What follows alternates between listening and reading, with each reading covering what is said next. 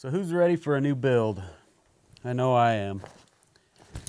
If you're new to the channel, welcome. If you have been here a while, welcome back. I have a buddy who likes to buy a bunch of my knives, and he's got a knife that he wants me to make for this little fanny pack of his.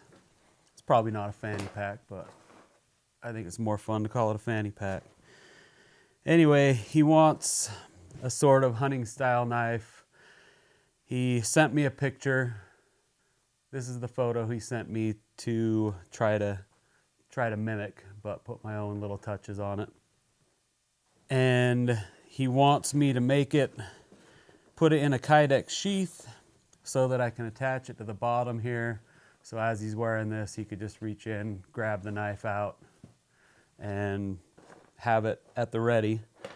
So this build is going to be a lot of different aspects of knife building. So I'm going to do my idea is to do a Mosaic Damascus and then put 2 brass liners because he wants a brass guard. So I'm going to put so basically a QMI.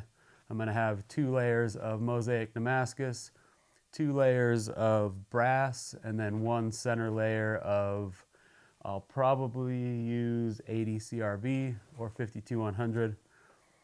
The 80 CRV quenches closer to the 1084 and the 15N20, so I'll probably try to use that.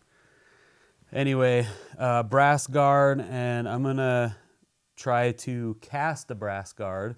So somewhere along the line we'll be building a foundry. I haven't done any foundry work since I was in high school, junior high, I don't know. So I kind of have an idea how it works. I'm going to need to do a little research so that I don't blow molten metals all over myself.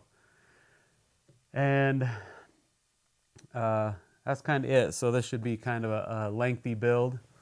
But the first thing we're going to do is make the Damascus. So full disclosure, I actually have this billet layered up and ready to forge weld. It's been sitting in the kerosene for, man, I feel like it's been in there for about a year. I actually forgot about it. But I'll draw up what it's supposed to look like. Or I can just do a quick stop motion video with some Play-Doh. So I used fewer layers and fewer restacks in this little stop motion, but I feel as if I had done the right amount of layers and the right amount of restacks, or the same amount, that it would have turned out almost exactly what I ended up with in the steel. But hopefully, I can get it to look the way I want. So this video, I'm not going to be doing the cutting and the cleaning of all the layers or the welding because that's already done, but I will kind of walk you through really quick how I prep for that. So I don't know how you cut your steel. You might have a horizontal bandsaw, you might have a vertical one, but when I'm cutting, if I had a horizontal bandsaw, I'd use that every time. But because I don't, typically what I do is I take several stacks of my steel and I line them up on the back side, I tape it together, and then I will mark these. I usually do about 4 to 5 inch in length, and that ends up a really long billet, obviously depending on how high I stack it. But that way, I'll tape this in between each cut. That way when I cut it, I can cut through all the layers instead of just one at a time. This is 1075, which is not what I'm using. I'm using 1084 and 15N20. But anyway, so after I cut all these, I like to clean the surface off. And on the grinder, I typically do this on a contact wheel. And there's a few reasons for that. One, the heat buildup, and two, it seems to cut a little quicker. So one thing to note is, so this one's kind of already been cleaned up. It's been sitting on my bench for a while.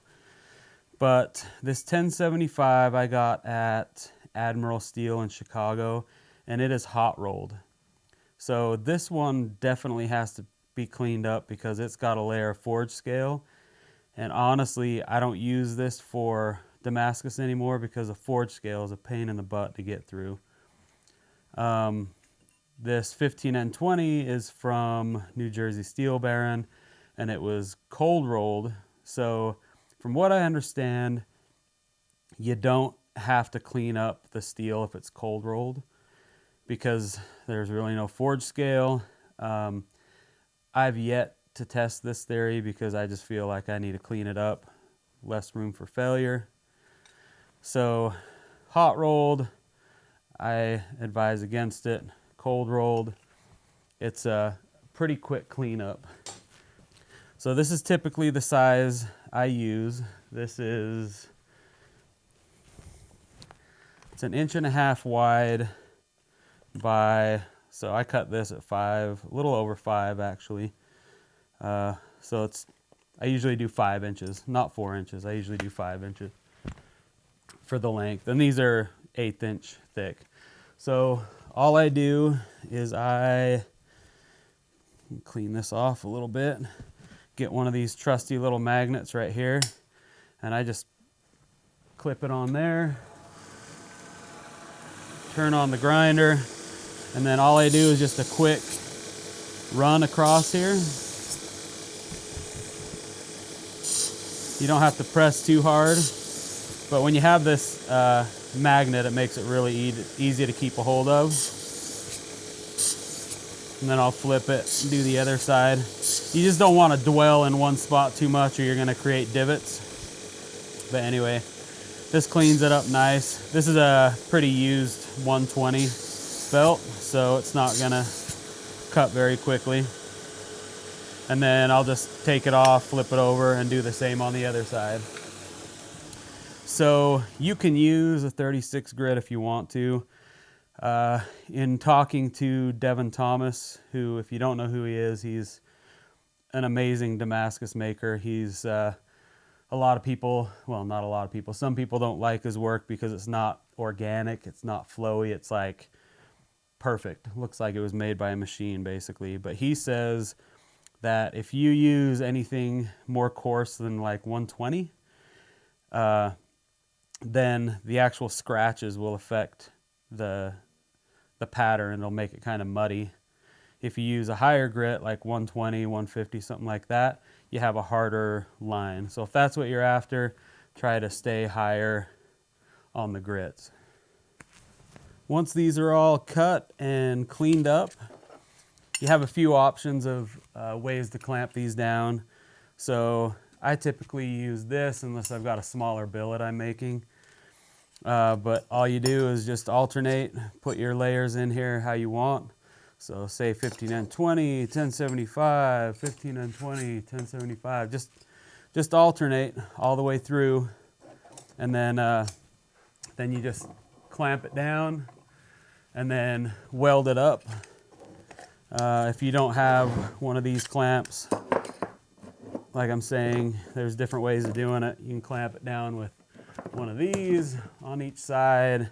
You can use one of these, clamp it down. Whatever way you have to squish those layers as close as possible. That's what you want to do. So once you have them compressed, you just take it over to the welder, like I was saying, and you don't have to weld the whole thing. Typically I weld the corners here, right there, and then I'll put a stick on it to hold on to it and weld the stick on one end. And I will usually put a bead down the first, I don't know, like 5-6 layers in the middle to keep the heat from expanding in the middle and creating a gap. You don't have to go all the way through, but the less weld you put on the edges, that can possibly be your knife material that's showing, your Damascus pattern, the less you have to clean up, because you do, once you get this forge welded, you do have to get that MIG weld off of there so that it doesn't show up in your knife, especially on the edge. That's where it's really bad. Let me see if I can do this without making a big old mess. So here's the billet that I have already welded up. So you can see it in there. It's been in my kerosene for quite a while. Like I was saying, I'm pretty sure it's been in here for pretty close to a year. And I really hope that that doesn't mess things up, but if it does, my fault. Anyway, the kerosene, what it does, well, let me go through this first. So you can see right here that I've just welded down a few layers and then cleaned up some of the MIG weld off of there. So in this case, on this side, I just welded down the middle on each side.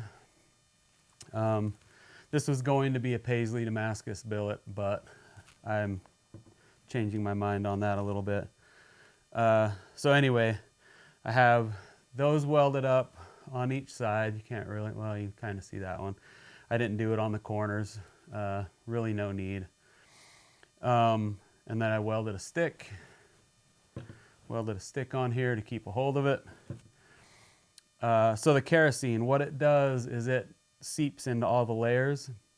So when you put this into the forge and heat it up, the kerosene burns out any impurities between the layers, which makes it so you don't have to use flux, which flux is actually a contaminant. So I've never had a weld fail just by soaking in kerosene, but I have had welds fail when I used flux. So that's that. If you can do it without flux, do it without flux, but if you don't have a press or a power hammer, that makes it a little more difficult. So anyway, on this billet, I've got 25 layers, and the two end layers are both 1084 because I want there to be a thicker, dark layer on each side. That's basically how you do the Paisley Damascus, but we're gonna stop basically one forge weld short to create like a different squiggly pattern. Anyway, gonna head over to the forge and get it heated up and start getting this ready to forge weld. So we're gonna use the old Majestic forge today. I just prefer using this forge to do my Damascus because it's closed up.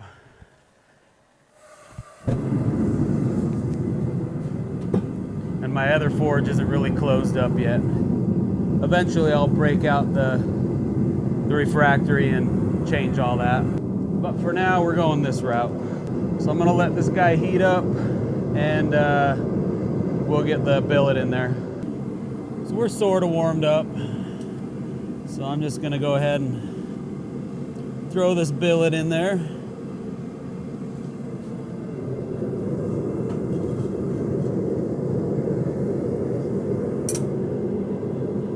There's the beginning of the kerosene burning off.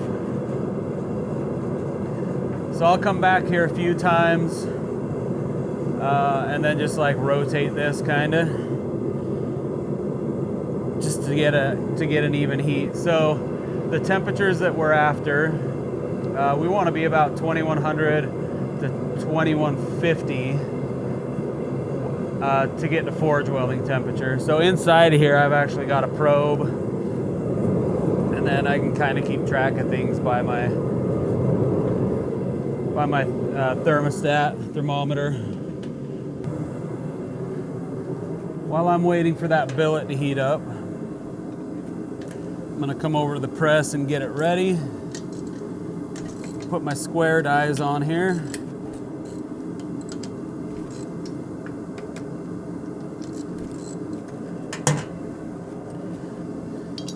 We will use the drawing dies, but not at the moment. Not until we get these welds set.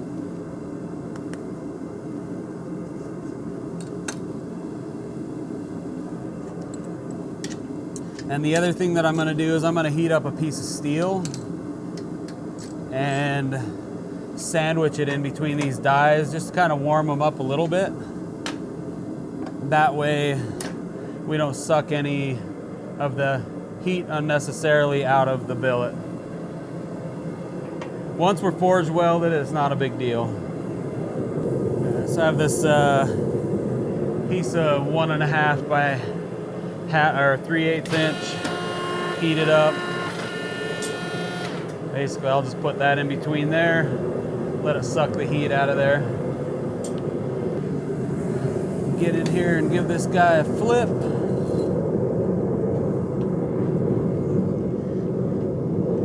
Pop it back in there, close it up. So this isn't the temperature of the billet. This is just where the forge is getting to. So I'll probably have to turn the forge down just a little bit. Basically, if you go at too high of a heat, you have the chance of ruining the grain structure. I was reading a blog one time about this, and I don't know if you're a Forged in Fire watcher or not, but it's like season 1 or season 2. Josh Smith was on there, and I believe he was going up against Mareko Malmasi, and he built this beautiful, I think it was a Gladius, if I remember right. Anyway, they did the strength test on it, and the edge of it completely chipped. And you would think that a master smith would know better, but from what I understand, he heated it up way too hot when he was forge welding, and that's what created the failure in the grain structure and caused the edge to chip. Anyway, ever since I read about that, I make sure to keep my temperatures below like 2200, 2250, ideally around 21 to 2150. So whoever knows what's gonna happen. So I've always been told, when you think that your billet is hot enough to forge weld, give it just a few more minutes.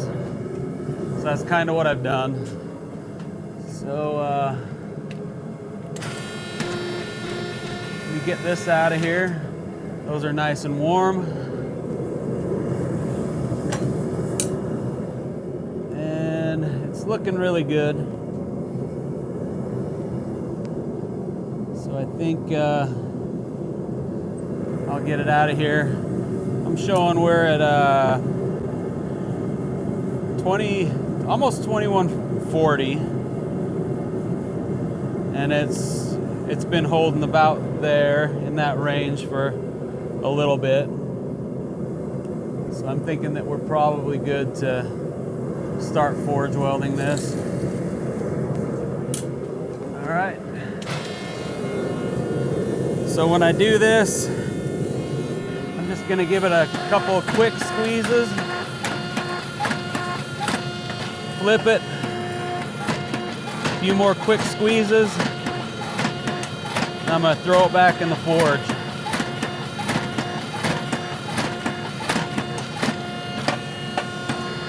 I'm gonna wipe it first, get that forge scale off the sides, and then put it back in the forge.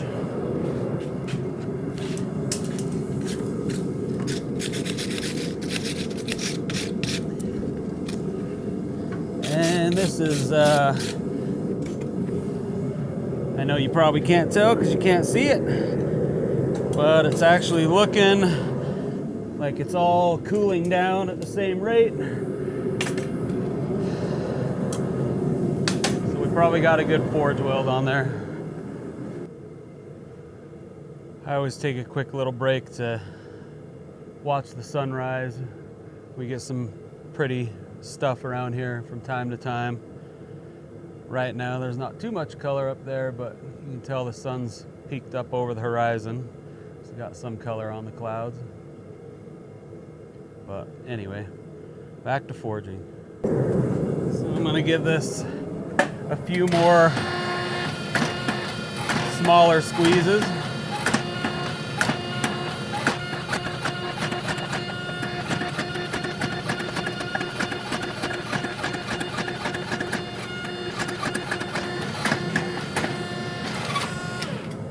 clean this up a little bit.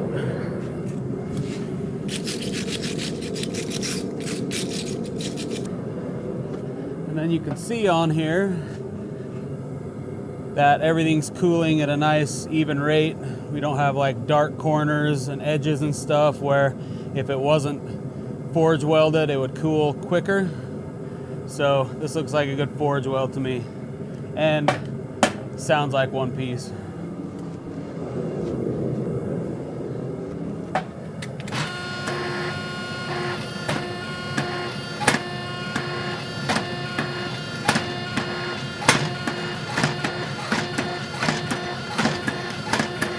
Kind of had to straighten that up a little bit there.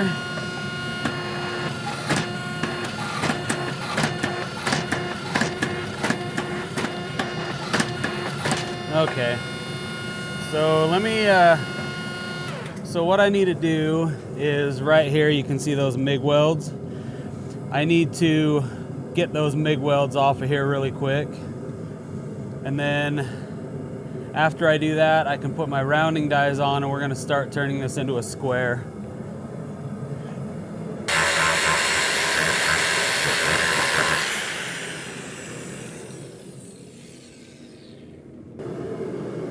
Okay, the rounding dies are on there. So, start drawing this out.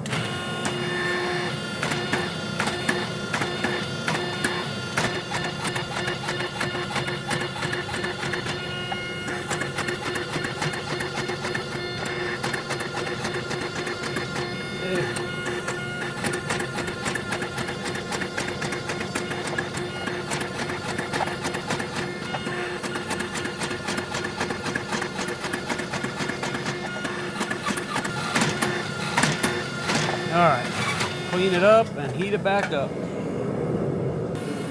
So I've got a couple kiss blocks tucked away in here, just so that I can try to make this a little more square.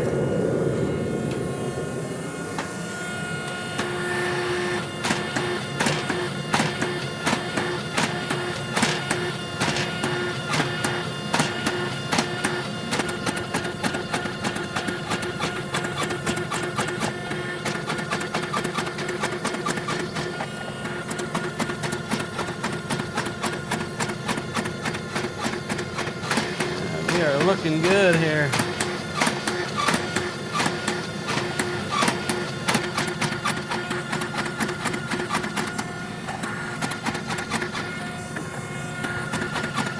Okay, I think that's probably going to be good. That looks pretty square to me. So I'm going to heat this back up, and then the next step is going to be getting a little squiggle design in the layers.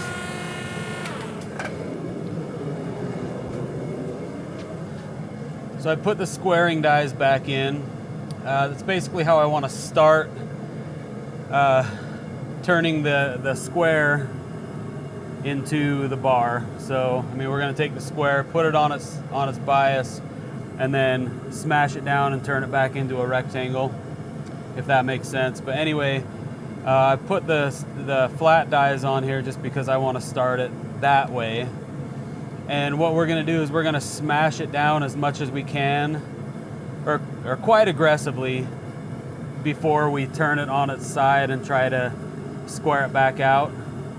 I don't know if that makes sense, but I think it will once I'm done. So we just want to be aggressive with it because we're trying to get an S shape inside of there. And with the dark ends, we're trying to push those kind of toward the middle, so we have a little dip of dark in there. So aggressive one way and then light the other way, and then yeah. So I think we're ready here.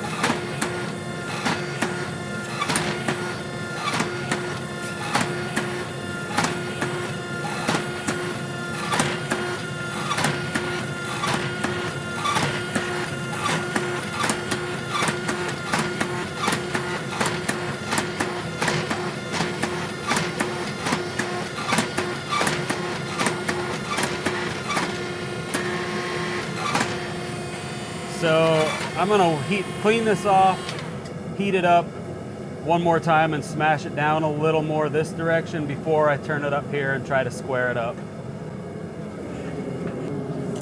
Here we go. Try to flatten this just a little bit more.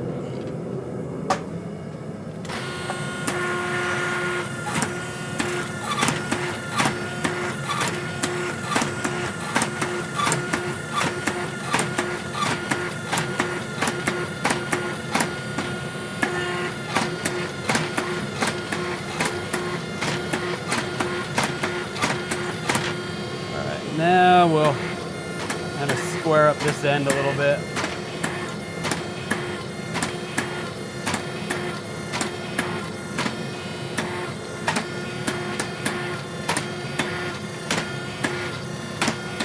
Starting to get a little bit heavy. Well, it's been heavy for a while.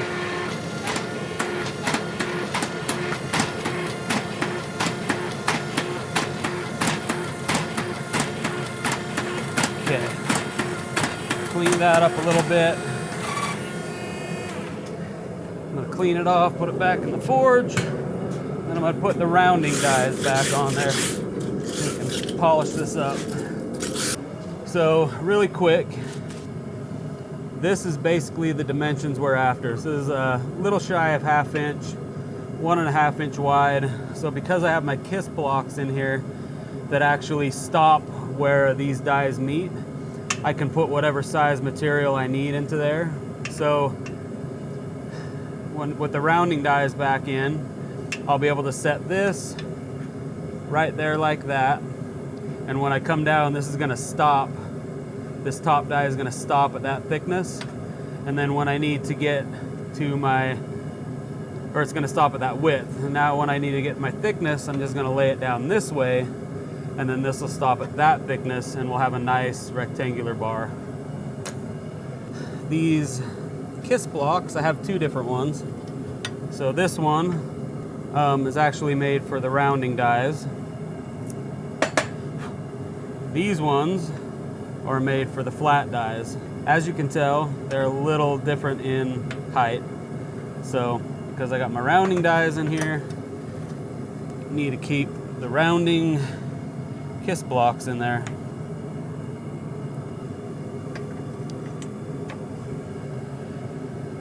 And we're gonna do the thickness first.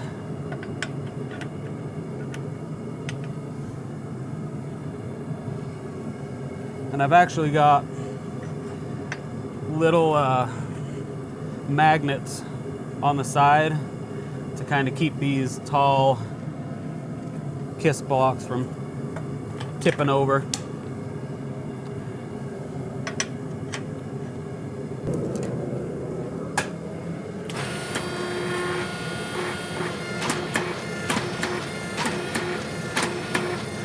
Getting to the point where this is too long for my forge, so I'm gonna have to do probably the front half, then the back half.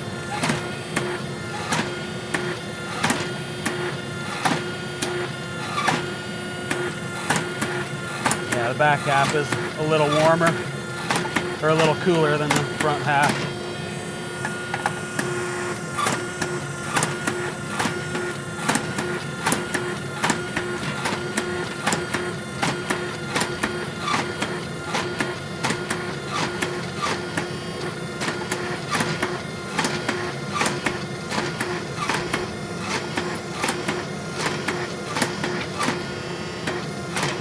My arm's getting a little bit tired. It's getting more difficult to do.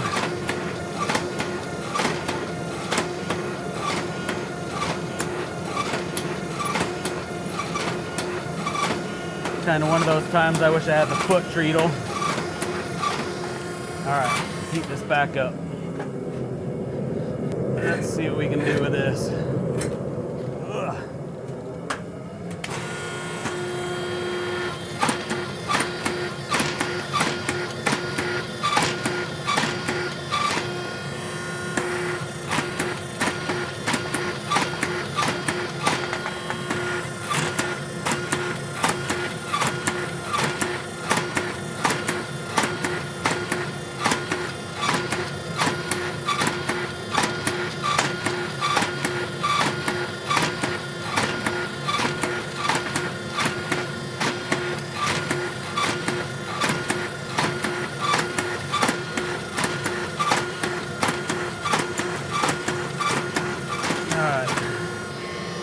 looking good. Let me straighten this thing up just a little bit here.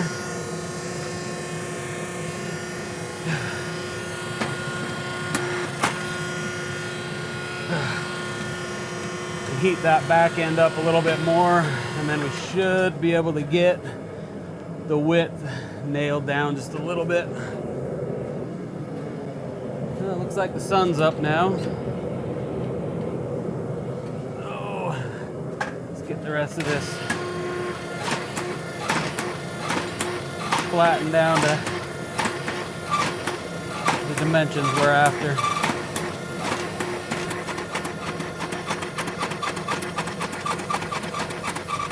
Okay, I think we're good on the thickness. So I'm going to heat this up again.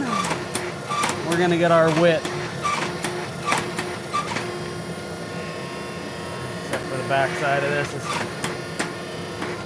It's going to be cut off anyway, so no biggie. All right, heat back up.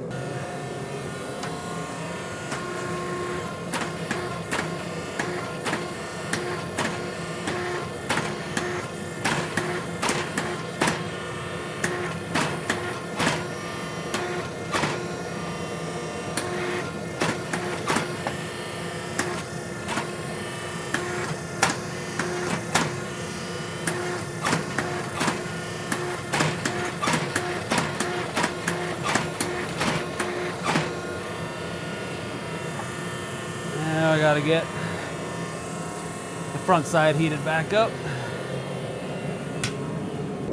Okay, continuing on down the middle. Ugh.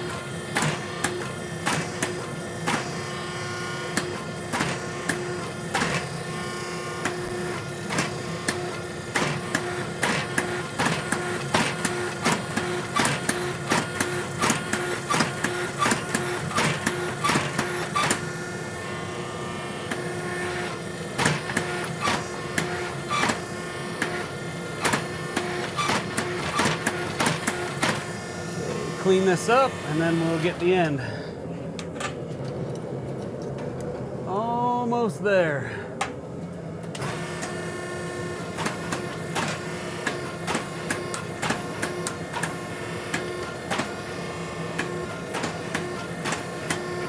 So after this, I need to get rid of these kiss blocks, do another heat, and then get this thing straightened out and get rid of all these, basically all the round marks and the rounding dies. Okay, one more run through here.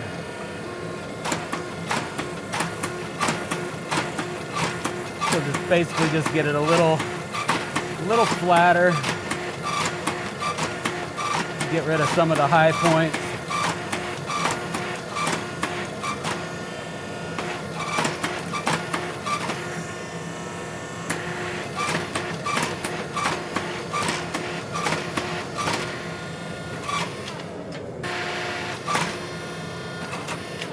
As I get some of these high points out, as you can see, that's got a nice curve in it. So I need to try to straighten this out as I go.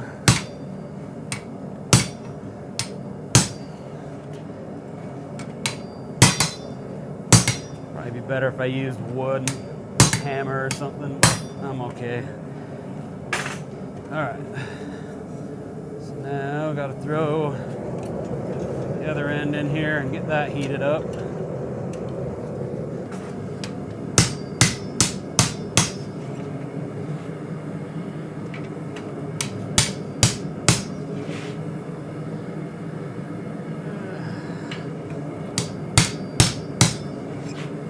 That is pretty close to straight.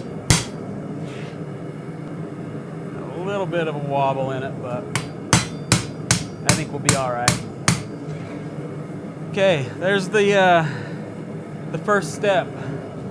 So as you can see, we've basically got to a 3-foot billet now. Turn that off. So 3-foot billet, 1/2 inch wide, or 1/2 inch thick, 1.5 inches wide. So the next step, we got to let this cool. And then what I'm going to do is cut it. So I want to get 8 pieces out of it. So this is, if this is 36, I haven't measured it yet. It might be closer to 30, 32. I'll be able to get, 3.5, 4-inch lengths. And then I've got to, so I'm probably going to cut it out into 1-foot chunks and then down from there, because I want to be able to surface grind this. The edges I'm not too concerned with, but I will clean them up so that when I weld them, it'll be a decent weld. So let it cool, cut it into thirds, surface grind it, and then cut it into 8 pieces. I mean, it might have to be bigger than thirds. Just depends on what the math works out to be. Anyway, whatever the case, got to cut it, got to clean it, restack it, re-weld it, and then forge weld it again. Draw it out, do the same exact thing, and then that'll be the end mosaic pattern, and then we'll just have to tile them together to get the length.